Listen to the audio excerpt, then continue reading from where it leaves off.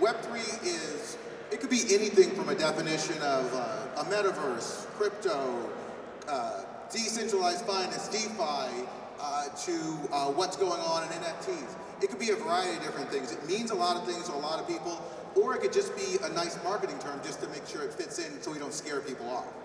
But in terms of what it means to each of you, that's where we're going to start. So let's just start. Lucas, kind of what does it mean to you, Web3, and then we'll go from there.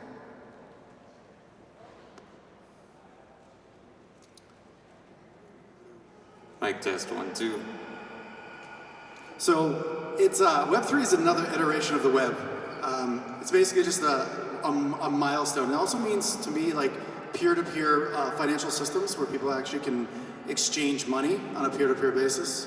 It allows people also a fresh start into the tech space. It's like a new entry point where people didn't have access to the tech space possibly as well. So it allows people this amazing barrier to entry to fall. You can come in and prove yourself, being anonymous, being actually doxxed. It doesn't matter. It all depends on what you can actually do for the community, for the people. And I think it's pretty powerful to let everybody else have access into the startup and tech space. It's basically a new waypoint and milestone. Excellent. COVID.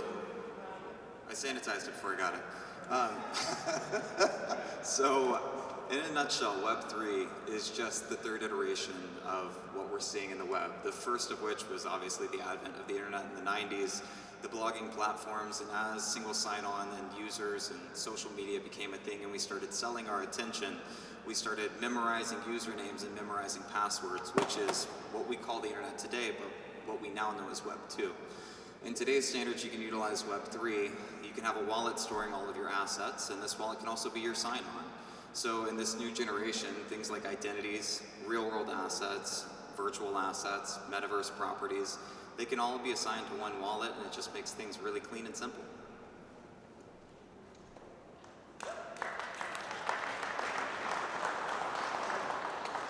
Cory, what do you got for us? I think for the people like me, the average person, Web3 is almost like this utopian dream of a place where people can come to the internet and actually have it not matter what the color of their skin is, their sexual preferences, any of that. None of that matters. It's an equal playing field for people who are no longer the product as they were on Web 2, but they actually get a seat at the table in terms of creating exactly what Web3 is, which in truth nobody really knows, and it means so many different things to different people. But the potential there for it to be maybe not a utopia, but an oasis is real.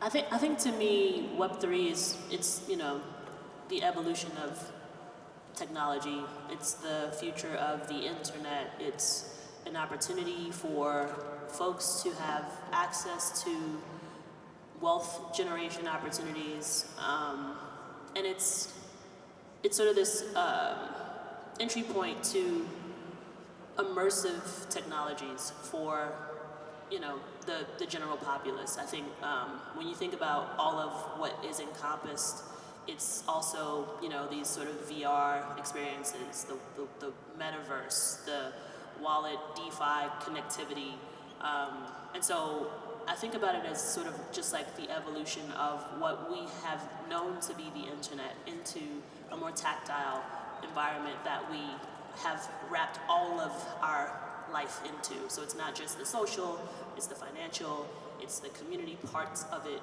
the interactivity, and I think the extended realities. Good morning, everybody. I just wanted to say, when it comes when it comes to Web3, I think we heard it a few times when it came to access and opportunity, and that's how I view it. I view it as this true ownership in the digital world. We're heading to a world, Mec mentioned metaverse. We heard peer-to-peer banking and things of that nature, to where we're headed into a true digital world, and Web3 represents a decentralized and peer-to-peer owned internet that we have not ever experienced before. But the biggest thing that gets me really excited about it is equal opportunity. And I think we all said that in different ways, but it really gives opportunity to everybody in the world to take advantage of financial ecosystems, to take advantage of gaming, to take advantage of their content, take advantage of their talents or skills, whether they're a musician or an artist or whatever it may be. So ownership and equal opportunity are two of the biggest things that I see Web3 as.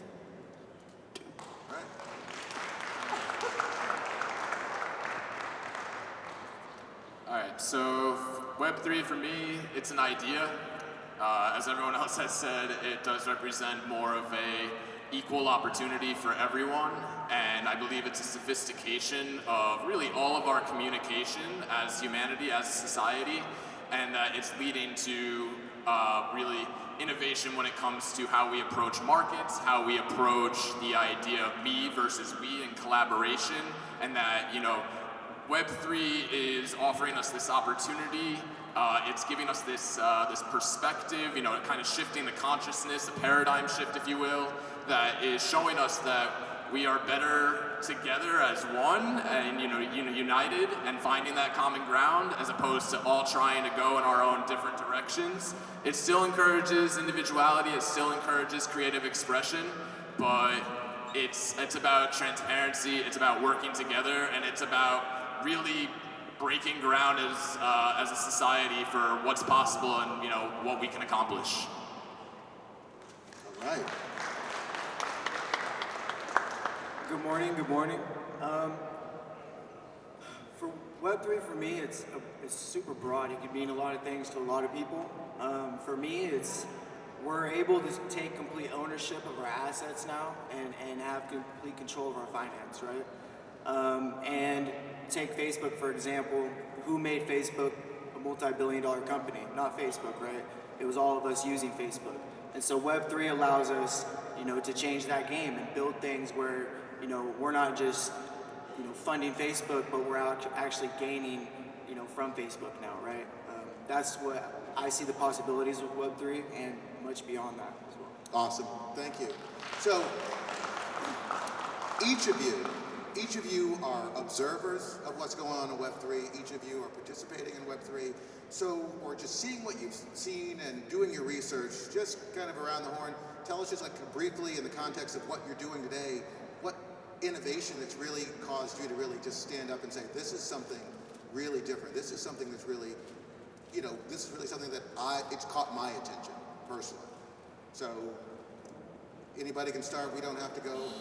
Yeah, I'll jump in. I think what made me most excited about the space was the smart contract. I am very traditional art world adjacent. My sister won the Whitney Biennial in 2019. So a lot of my friends were in that show, and I'm always around people who are in that traditional art world. And when I discovered the royalty in the smart contract, I was like, you guys. Because if you know anything about the traditional art world, you can make art for your entire life. The value of that artwork will go up if you're successful. And it is very easy for you to get cut out of every additional sale, right? So in 2018, there's a gentleman by the name of Kerry James Marshall, who, prolific black painter, right? He had a retrospective that was coming up, 25 years of work being shown. And what he decided to do was bring to the conversation this issue that had arisen around a mural that he had painted for a Chicago library. He painted the mural 20 years ago under the condition it would never be sold, right? It's a mural on a wall. They wanted to do renovations, and they said, we're gonna sell this work. Didn't call him. It's up for auction in Sotheby's. He finds out. He's like, how is this possible? And this is why when that all was happening, I was like, smart contracts.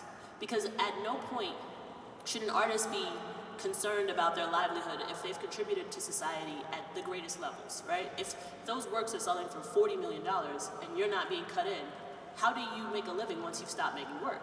And so the smart contract puts into place an assurance that as your work is being sold, the provenance of that increases and you're always cut in. And that to me was like, I don't care anything else about what's happening right now.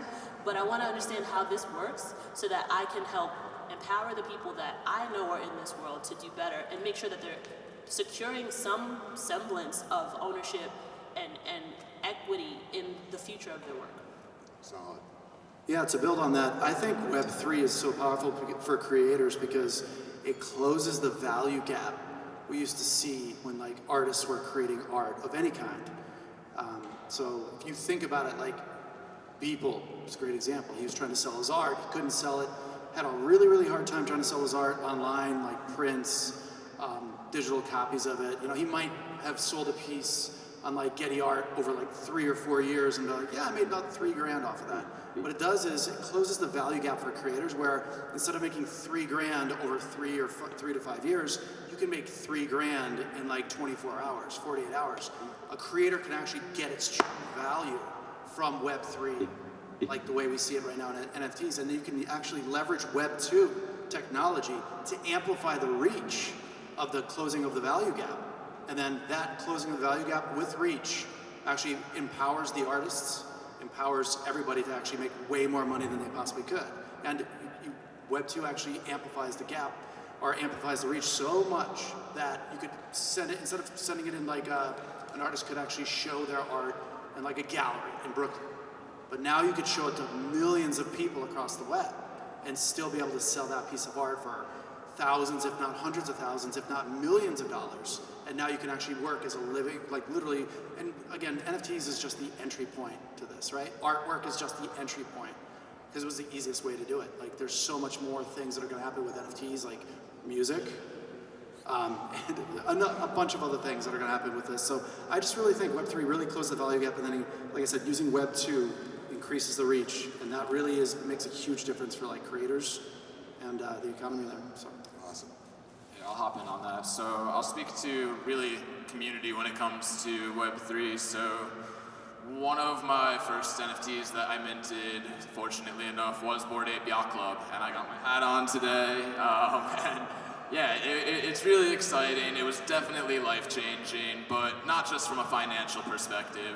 It really came down to the grassroots community that developed around this idea, around the empowerment of being licensed with the IP of the apes that you owned. And I think that for many of us, that was kind of this enlightening moment where we realized that in Web3, we have a voice, we can do anything we really set our mind to, and that really, what was so special about Bored Ape Yacht Club, in my opinion, was that it started out as just, these 10,000 PFPs and, different traits, different rarities. Definitely supply and demand theory came into effect right away because a lot of people wanted them the next morning when they sold out. But beyond that, there wasn't much of a roadmap. There wasn't much of, they didn't have the celebrity endorsements or anything yet.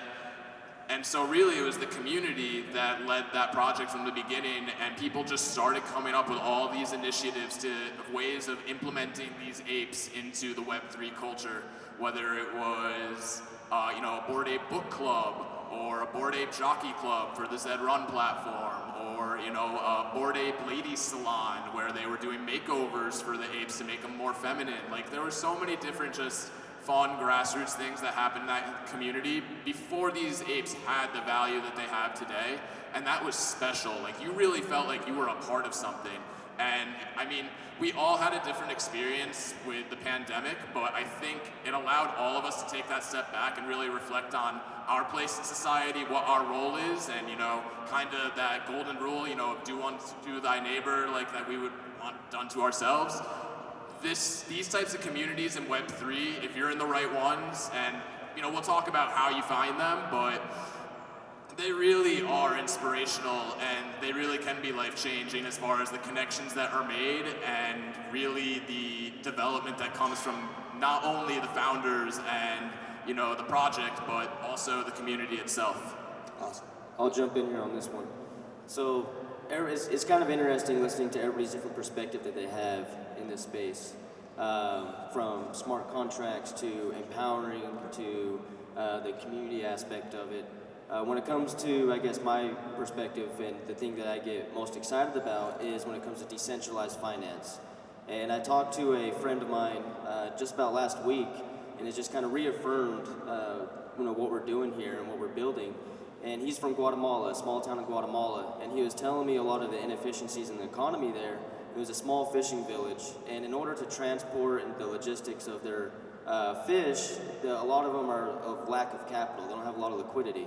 And so to go get a loan from a bank, the loans, first of all, are real short term, so 6 months or a year, and then really high interest rates, so it's like 20, 30%. If you default on the loan, it's an automatic felony and you go to prison. So to even get a loan in places around the world becomes very difficult. And so that's why I was really excited about decentralized finance, is you have the ownership of your assets. And it's things like you see happen in Syria and Venezuela, where the governments literally come in and just devalue your life savings and devalue the amount of savings you have in there. They just come in and say, hey, we're taking 10% or we're taking 25% of everybody's money in the bank. Ty was recently in Ecuador and told me a story how one of the friends of his down there went to the bank and tried to pull $500 out, and the bank said, nope, we're going to hold that for another 2 weeks, we needed it. And so when it comes to Web3, decentralized finance is one of the most exciting parts for me, because you own your assets, and the governments can't take that away from you. You have the right for peer-to-peer transactions 24/7 around the clock, permissionless manner, and you can trust it on the chain. And that's something that becomes really powerful when you talk about empowering people, when you talk about empowering artists, when you talk about just really being able to provide equal opportunity for people, is when they can control their finances, control their decision making. And the second thing I was really excited about is the youth. I mean, we look up here, this is an opportunity for the youth to really shape the world and bring changes that we've always dreamed about, and a lot of you probably have always dreamed about, but didn't have the opportunity. And so to be able to combine the youth and our digital savviness with the wisdom and the experience of all the industry experts in the world, and you combine the older generations and the youth in this, and we can really bring the changes and the empowering and the impacts in the world that we want to bring. Thanks, guys. Ty, do you have something? Yeah, just real quick. I look at it like it's a real opportunity to bank the bankless, right? And to do it in decentralized finance, where the banks aren't going to hold their money, right? They're not going to screw them over. That's and like artists, right? It's in these developing countries, right? It's like maybe selling your painting for $50 here in the USA is like chump change. You didn't get what you wanted. But in other places where they make $5 a day, right? Utilizing Web2, like you're saying, the outreach that these other places can have now is phenomenal, right? And it's just a huge opportunity for the developing countries in my eyes. That's the biggest thing I think that Web3 can change in the world, right? Beauty. I appreciate you guys applauding that. No, he's for real, guys. So I work with a team of 26 out of Venezuela, out of Brazil, out of Italy, and I've worked in Web2, and running payroll in Web2 is no easy task. And running payroll in Web2 is no easy task. But when we're talking about what the premise of Web3 is, when we're talking about the immutability of smart contracts, that smart contract, that solidity language that we're coding in, that is the implementation that forced the hand to change from Web2 to Web3. The immutability of smart contracts, it allows for not only us on this panel, but you sitting out there to affect the positive change that you want to see in the world, whether it's in the world of decentralized finance or the world of fine art for creators. For me, it may be things like the music industry and fractionalizing assets and treating artists like investments and shares. But when it comes down to the smart contract, it is so flexible because our world is already built upon the structures. We're already built upon being very, what's the word that I'm looking for here? Habitual creatures. We build tools like Asana for our project management. We're so used to things being centralized and being ordered and structured that we can actually take everything from Web 2, everything that we've built upon from the shoulders of giants, and reiterated it in Web 3 in a decentralized format that we talked about yesterday. You could treat things play to earn or learn to earn in Ecuador and pay kids $15 to learn the English language a day, and that type of money is life-changing. And if we take it back to what Web3 is, the Bitcoin premise, the peer-to-peer cash transfer network, I'm still waiting 4 months and 3 days in on a Western Union transfer to be refunded back to my bank account to pay an employee in Chile, when in 3.5 minutes, I could send AVAX to a Binance wallet and they could cash out $5,000. Where PayPal, if I were to send the same amount, would withhold that money and possibly freeze an account. What the true nature is the smart contracts, the immutability and the flexibility and the structure and organization of the world that we've created. And on top of that, this peer-to-peer transmissionless transfer of cash. Solid.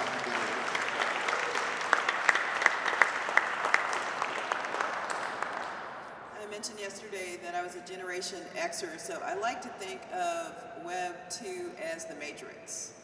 And people are the batteries that matrix feeds off of. All of your data is being farmed over and over and over again, and never do you see any benefit from that. But these Web 2 companies like Amazon, Google, Facebook, now aka Meta, continue to make billions of dollars from your data, and then use that same data to influence, control, and tell you, who and what you are. Telling young girls that they're not good enough unless you buy XYZ. And the damage that has done to the psyche of so many of our young people is a sad commentary on Web 2. Enter Web 3, which is Zion of the Matrix. Okay, so now my data is mine. I get to control how that data is used, and I get to profit from that. I mean, what could be better?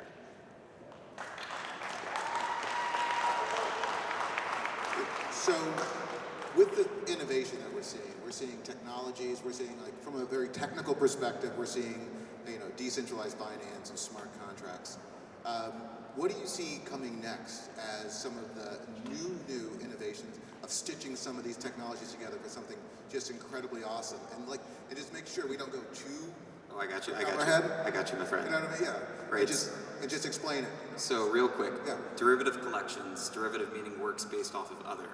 BAYC, fantastic project, 98th floor. Everybody wants to replicate this in a gold rush environment. What do we see? Frogs, elves, gnomes, penguins, everybody claiming to be a metaverse project, and everybody looking for their next bag because we're all human and everybody wants to make $1 million because of inflation, and just because we're human. So in our project, Mini Metamon, we're trying to go left when everybody else is going right. We're trying to bring integrity and transparency and all these great values, but combining principles from things like Wonderland Finance, watching the burn from Strong. You deflate a supply, you create scarcity. We're creating a collection of 100,000 NFTs. We're still doing 10,000 mints. We're spreading it out over 10 weeks. But as the entire supply deflates, the value for holders rises, meaning that you could mint at a value of $100, and as the total supply deflates to 50%, then the floor price goes to 500. If you mint for 300, the floor price goes to 1,500. If you mint for 500, it goes to 2,500. And that's not even considering that the more that the total supply deflates, the remaining value and floor increases. So bringing deflationary principles from DeFi 2.0 into the world of NFTs to create actual scarcity and value and economy within an NFT collection. Awesome. Anybody else see any sort of technologies you see and seam together that are really making you look at, you talked about, Mec, we talked about smart contracts. So smart contract compared to what? Is it the human interface? Is it what other sort of connections are there that are really going to make a difference as we're going forward?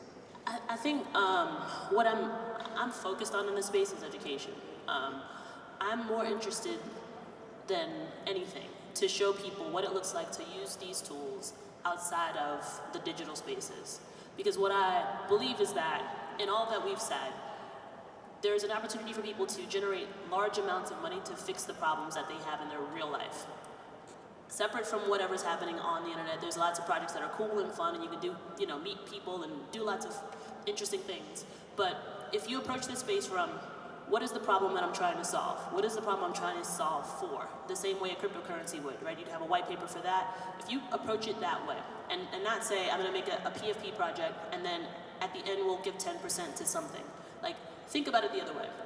How do I come into this space, employ these tools to have real world impact. So that can be something as simple as I need to pay my rent so that I can continue to make work, or I want to solve world hunger. And to actually see a way to do this in the mechanics of all of these tools, that's what I'm most interested in. So it's like, if I say to you, I'm going to give you an opportunity to look at, and this is, I said this yesterday, what does it look like when PTA moms learn how to spin up DAOs instead of doing bake sales? It's that, right? It's the idea that you have a very simple thing you want to do. You want to raise $2,000 to take kids on a class trip. You could have a week's worth of work, organizing all the parents, getting everybody in queue, doing posters, baking, and then you make that money. What if those moms took that same amount of effort and had their kids draw muffins and then made a project and sold them globally with the understanding that all they need to do is come into this space and talk about what they're trying to do for these kids? You 100x that in the same amount of time and effort. And to me, that's what I want people to see, is that using these technologies, you have, similar to what Lucas was saying, like access to many more people through Web 2. So the simple execution that would have maybe made you $2,000 can make you $20,000, and now you have a capacity to have more impact on that and other things, right? So how do you generate that income to a massive amount, but with in mind having a want to pour that into how do I fix X, Y, Z, right? And I think that's what becomes super important to me, is how people have optics for the holistic space and not just the market maker mentality, because you can come in and make money buying and selling, but if you think about how you can fix a problem, for me, it's educating other people. It's understanding all these things and then explaining to you all what it looks like to do that, because I'm helping maybe 1, 2, 3 people, but that information gets spread to 10 people from each of those 3. So I'm exponentially helping you understand how to capitalize in this space. And that to me is like the beauty of Web3. There we go. Well said, by the way. That was amazing. I think there's also a huge opportunity for like companies, new companies to spawn up or spool up and create tools for builders to build in Web3.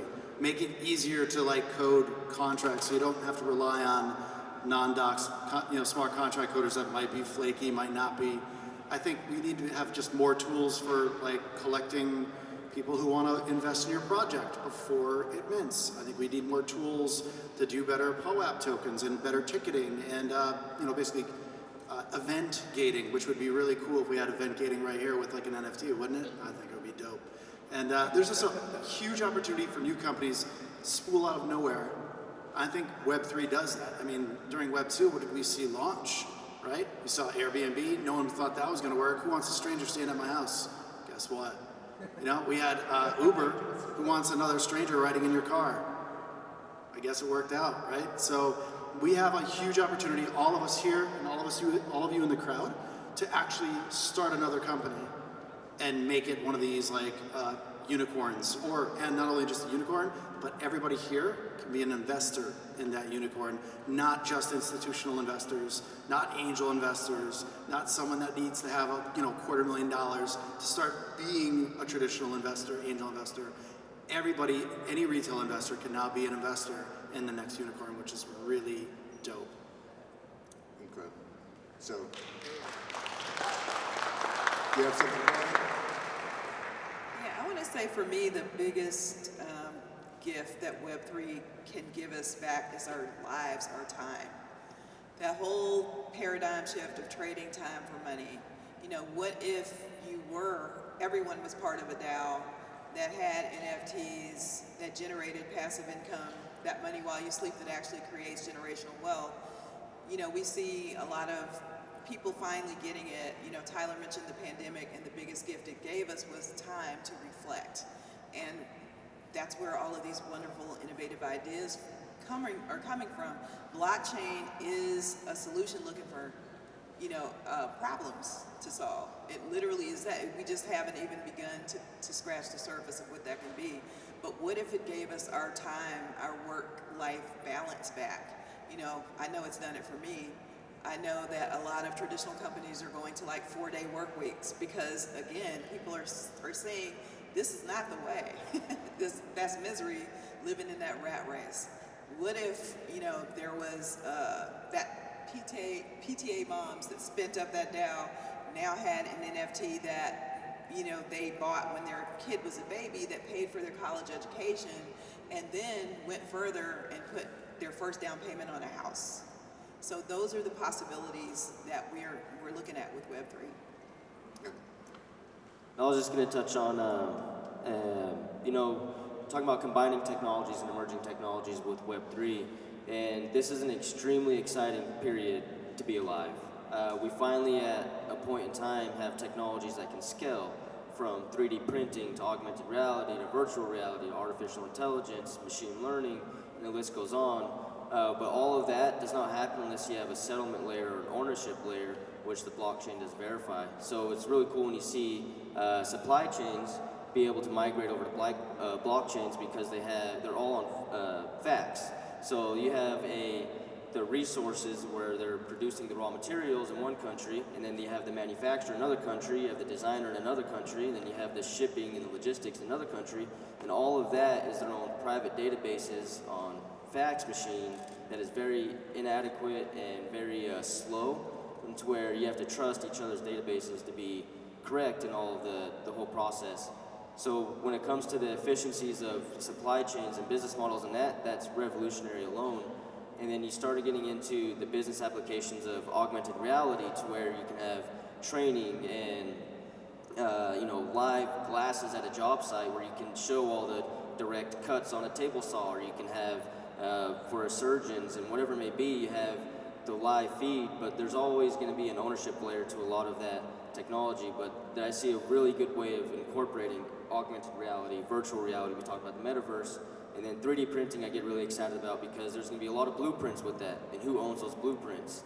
How do you prevent that from being to where you created this design, but then you don't get the IP rights on it? And we see an opportunity with NFTs to retain the IP rights when it comes to the design of infrastructure and architecture.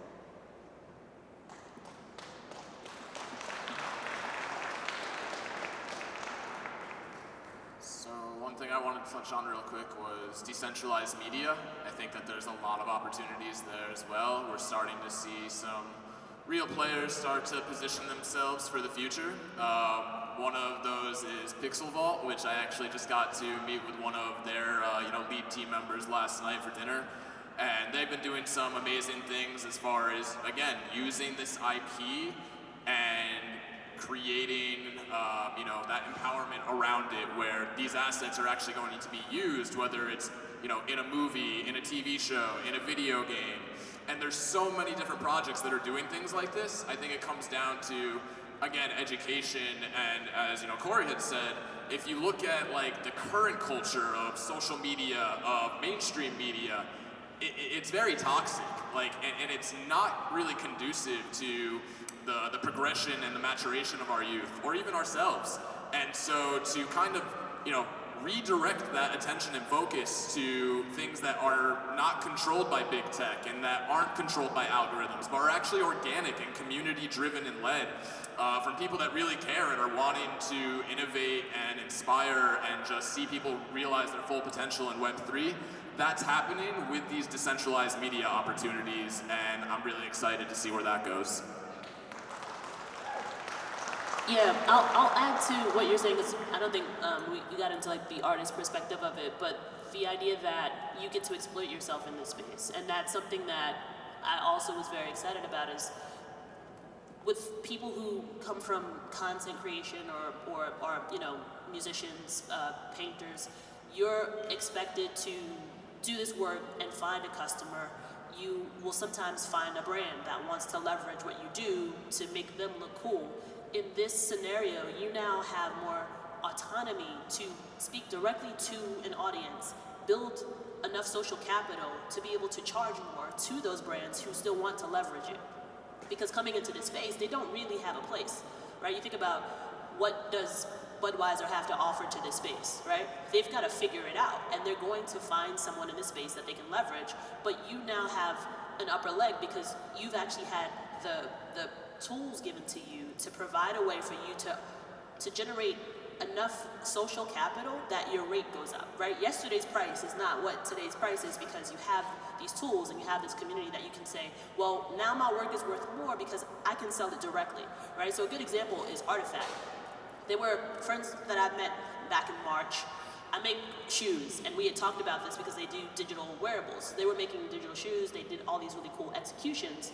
At the time, they were saying, we really don't want to work with big brands. We like working with smaller artists, and that was the discussion until more recently, they started to do their own projects. So they were doing shoe collaborations, and then they got into doing avatars. They did an entire collection of avatars, sold $200 million worth of them, and 2 days later announced that they were acquired by Nike because they were able to build enough social capital to then say that the value of our work is such that, now nobody knows the numbers on this, but I can guarantee you it's over $1 billion in acquisition, because if you can sell $200 million of your own assets, what would you be acquired for, right? And that comes from 1 year's worth of work with a small group of people who were based all around the globe, who met on the internet and just wanted to do the same thing together. And so it's this idea that if you come into this space and utilize your skills, build a community of people who are like-minded and want to just have fun and make cool things, but also think about what it looks like to provide service to the industry, the potential is, you can't even quantify that. So when you look at what Web3 and brands, I mean, you know, all of us have, well, some of us, maybe not the older generation, but some of us, you know, may not know how to leverage a brand, may not know how to leverage these things. So, you know, what are some of the things that we can start thinking about to really sort of like understand that power shift that's gone from just the big brand to the people, and what people can really do with it and kind of take ownership for themselves. I mean, we're up here, we're talking, but these are the people, and the people at home these are the people, they want to figure out how to do these things. So what can you? Yeah, I'll just quickly say that a lot of it doesn't have to be your own individual effort, because there are people within the ecosystem who are trying to figure out how to become that service, right? So there's certainly people who come from the Web2 world that are in marketing, that are in brand management. I actually just met, well, not met, but some time ago I had a conversation with a VP of a brand agency. She just moved to a new agency. She's getting into this space because one of her clients is Google, and she's trying to figure out how to bring them into the space. It requires some education on her part to understand what this space even is, and then what she can do in it so that she can explain to them how they contribute, right? And so it's not necessarily the onus of each individual person to say, how do I leverage a brand? But it is like, how do you think about, again, what is the problem that you want to solve for? How do you think about the things that you want to do in this space that you can do to provide value? And I think when you approach it from what's the problem you're trying to solve, it's very easy to build a community, because the incentivization is solving the problem. You don't need to necessarily say, I'm going to get, to make this much money so I can pay you to help. People who see the same pain point also want to solve for it. So bonding around that shared, and I say this a lot, we've seen executions where, someone might spend up $40 million to start a golf course, but it took 8 years for Flint, Michigan to get a settlement on not having clean water, right? So someone could very easily see a problem in the world and say, I want to address this, and I can use these tools, and start talking about that and finding other people in the spaces that go, I agree. I think that's what Bees did, right? Like I think about it, the room that I was speaking to, you all have seen that execution. You see a shared pain point, and you rally around it. And I think when you do that, you're also thinking about how you can bring in the people who come from the traditional world. So someone like this woman I met, who doesn't understand this space, but now you get to educate her, and now you can leverage that because she understands what she can do to help. And so it's not always the onus of the individual to say, how do I approach a brand, but more so, how do I educate someone around what I'm trying to do who already knows how to do that and collaborate? Right. Yeah, so I just want to touch on this a bit from somebody who's been a Facebook marketing partner since 2015, Google certified marketing partner since, I think, 2018. Just means we manage a bunch of revenue for different clients across the globe. And what you need to realize is that in Web 2, your attention is the currency. The amount of time you spend on the applications, looking at the adverts, like you're the rat in the cage. And what we're talking about here is how can the older generation, right, leverage this new technology to fulfill their desires and bring that unique Eunice to a place where they can leverage what they know, the wisdom and experience, with the new technology to affect and create positive change across the globe. It's a pretty big ask, and it's a pretty big deal, but I think the first thing is just becoming aware of what you're aware of. Like, where are we placing our time? What are we intaking? Are we side-scrolling social media? And if we are we doing it to better educate ourselves on on what is attracting us and attracting our attention, and possibly how can we leverage this for our own organizations, our own intent, and what we're building. And on the other side of that is what are we intaking outside of this? Like, who is above us, and what are we allowing to filter into our beliefs? Are we filtering in Grey's Anatomy and getting pretty dark and moody with Meredith Grey, or are we intaking leadership, and are we educating ourselves? Are we constantly being, a citizen of education? We have podcasts. People like Gary Vee is an okay guy, but for me, Craig Groeschel and the Leadership Podcast, I couldn't attribute anything I do inside my organization without first understanding that I need to become a better leader, because that's what it's going to take to actually fulfill integrity and influence and create a project that's going to withstand the test of time. So for me, I may not be as active on social media and Twitter, but where I am placing my attention are in the places that are going to affect my organization and the change that I'd like to see in the world. So for anybody out there who's above the age of 35 and the world seems kind of scary and new and it's moving really fast, it's moving fast for us too. But it's where we're placing our attention.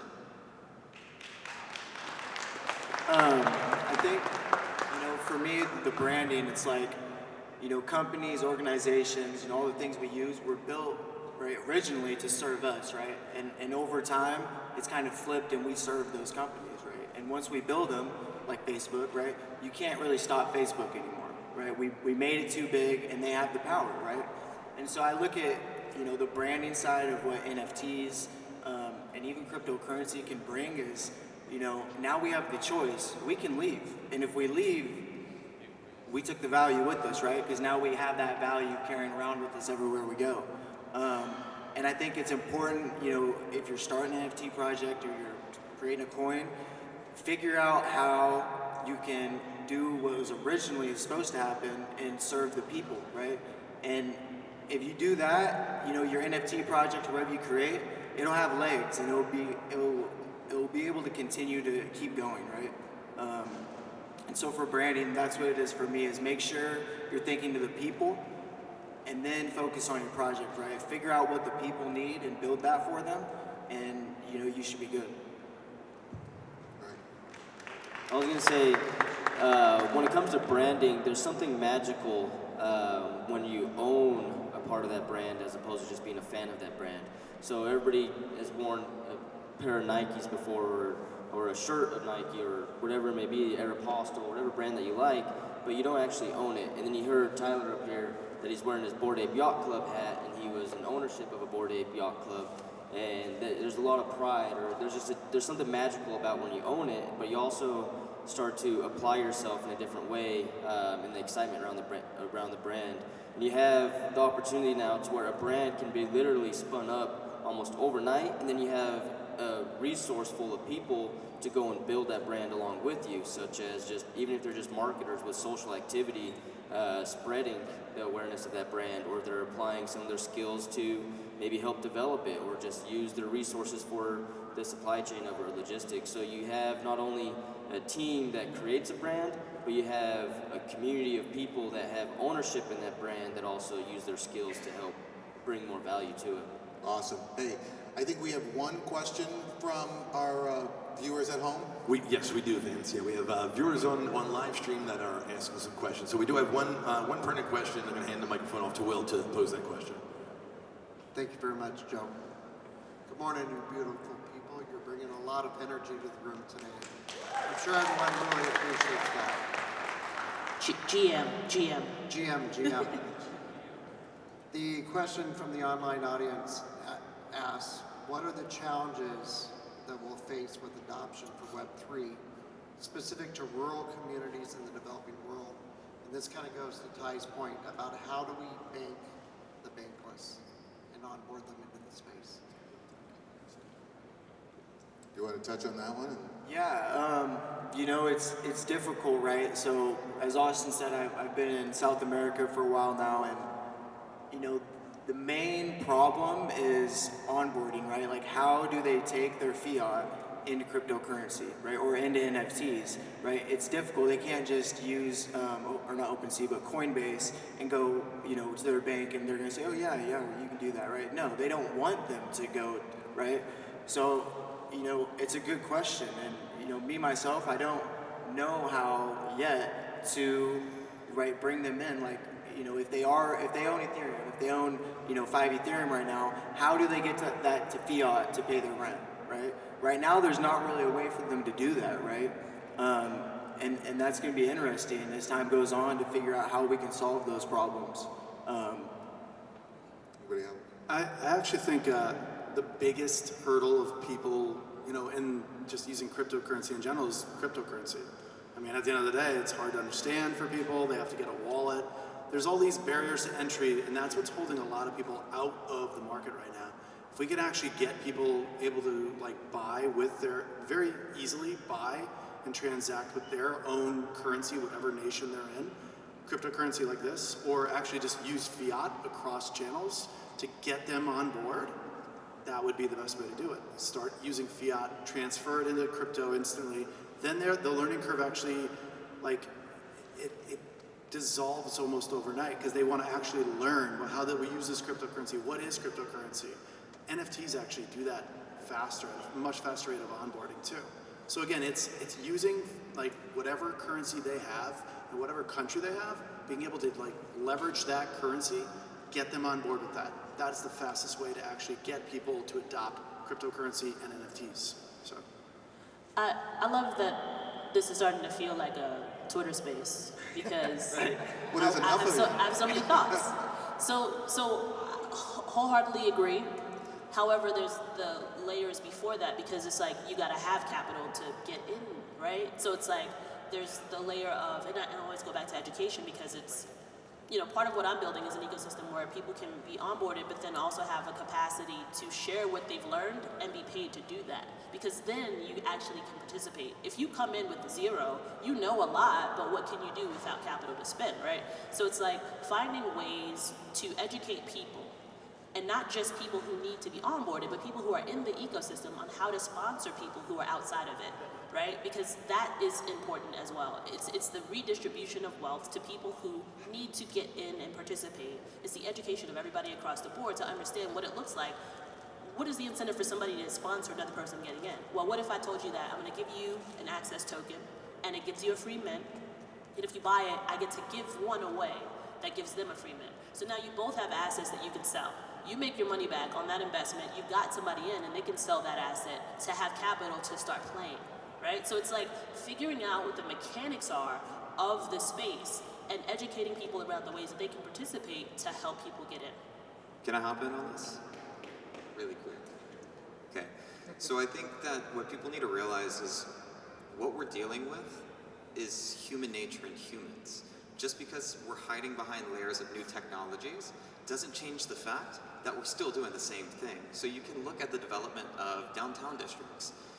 How do we end up in a place where there's nothing at first? So I come from Baton Rouge, Louisiana, and it's just one little street, 3rd Street, but at the very beginning it started with a bar. Then the second bar popped up. And then as the bar popped up, people began to visit. As people began to visit, hotels were needed. As the hotels were needed, people began traveling to the city. As people began traveling to the city, it attracted the attention, eventually 15 years later, of a company called IBM, which now has headquarters in downtown Baton Rouge.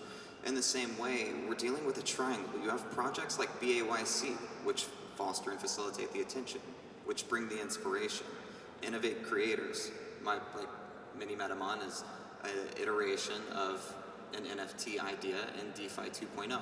So you have people like me who may not be doing a project about autism at this moment, or could tie into the rainforest and social causes, which are great, and these things will come in time and more and more and more. But you have to have the people who bring the awareness. As the awareness comes, as you were speaking to earlier, it's about building the tools, making them more accessible. A good company doing this right now is Chainlink. They have a VRF technology that we'll be implementing, which allows for verifiable random numbers on the blockchain, but also they have a price feed data, which actually turns ambiguous principles like 0.085 AVAX or Ethereum into your currency in your world, US dollars, rubles, it doesn't matter, in real time. So as the technology adopts that makes things more accessible, we're allowing not just the people who are, early adopters and really like me, I'm honestly a big nerd. That's what my project is. I love Pokemon, I love music, I'm a massive nerd. But what we're doing is we're making the technology more accessible. As the accessibility comes, people gain access to it.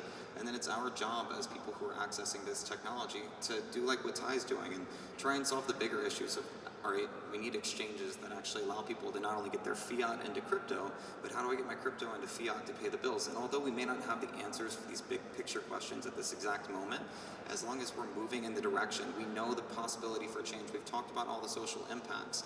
We keep moving one step at a time, and I guarantee you we can get into a reality where we can affect those changes to the supply line, where we can pay people in a unified asset, where we're not dealing with foreign exchange and taxation, and where the supply chain is actually a lot easier because I'm not waiting for a fax to come in, but it's all on a verifiable ledger, because structures like what you're talking about are exactly what the Solidity smart contract system is built to sustain. Awesome. Tyler? All right, if I may. So going back to what was discussed previously with Web 2 versus Web 3, Web 2 is exploitative, it's predatory, it is materialistic, it's manipulative, it's all the things that remind me of when I was in car sales. And that's why I left car sales, it's because I couldn't be passionate about it, I couldn't be authentic, I couldn't be genuine. I can be all of those things in Web 3. Those are ideals, those are principles, those are values that are encouraged by this community. And we are able to then actually devolve in a sense, right? Because a lot of these large companies have strayed so far from these principles and values that it's our job as the pioneers of Web3 to lead them back in and to re-educate them about the right way to do things and how to approach your consumers and your investors. Beyond that, here's what I'm focused on, to address the question as far as what solutions can we offer. We're focused on introducing a credit ratings agency for the NFT space, and that's going to help categorize risk. Because as someone that was new just over a year ago, I remember what it was like to be completely inexperienced, uneducated. I still have a ways to go when it comes to the blockchain.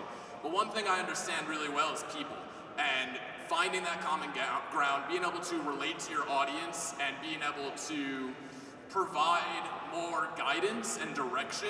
It's not centralization. What we're going to do is we're going to offer standardization. We're going to do data science and analytics to create an algorithm that is more quantitative than qualitative. Still has an element of peer review, but it comes down to auditing and screening these projects that we're putting in front of, new members of the community to offer more positive experiences, good first impressions. From there, we're going to be able to use those standards that are going to be accepted community-wide because they're going to be, accepted by institutional investors and other accreditations. What we're then going to be able to do is use those standards to actually develop education and curriculum to Mec's point. And with that curriculum, it's very similar. Going to have, a learn-to-earn type model, which is going to incentivize people to actually participate consistently and to, further their own progression with this technology, which is going to enable them, empower them to do more, to then become, the new pioneers, the new leaders of the space, and then they can pass it down with that pay-it-forward effect. The last thing that we're going to do, once you have the curriculum in place, is you can actually start to offer accreditation. So now you can mint degrees and certificates on the blockchain. This becomes your Web3 resume of sorts. Now you actually have established barrier to entry, which is going to be healthy for the market because we're going to have people that are doing real things, that they have background, they have experience, they're capable, and they have the resources in order to follow through with these promises, like a Bees, like a Bored Ape Yacht Club, whatever else. And I think that is going to definitely encourage more mainstream adoption and make it more accessible for everyone to have better opportunity. All right, so I am this awesome, right? And so I want to thank all of you for being on this panel. I mean, we got to wrap this one up, but I guarantee you, these people will be here. They'll be here to answer questions. They'll be talking about this, and we'll be talking about this. And but I do want to thank, Tyler, Ty, Austin, Mec, Cory, Nick, Luke, thank you so much for being here. Everyone, let's give them a round of applause.